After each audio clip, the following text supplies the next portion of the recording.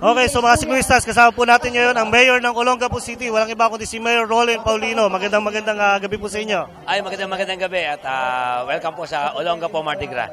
Ayan. So Mayor, ano po yung Olongapo Mardi Gras? Kailan po ba nagsimula ito at saka ilang taon na po itong nagaganap? Well, it all started since 1981 and it's been running for 34 years na. And actually, it's called also Oktoberfest. Especially, tama-tama, perfect weather for all of us. Tapos kasabay na sembreak ng mga bata. So, sinasabay-sabay na natin. At bago mag-undas para lahat nag-enjoy. So, balita ko, Mayor, rider daw po kayo, ha? Medyo po. I used to ride 30 years ago. Okay, first ride nyo, sir. Ano po, Mayor, ang unang-unang motorsiklo nyo?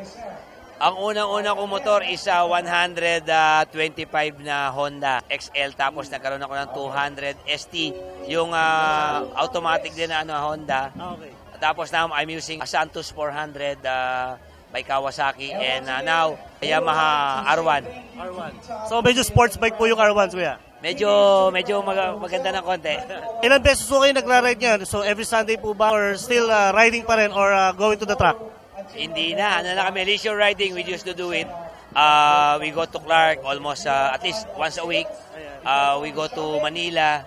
Kaya lang, pag nag-drive kami, siyempre, una naming concern is safety. Pero more on leisure riding.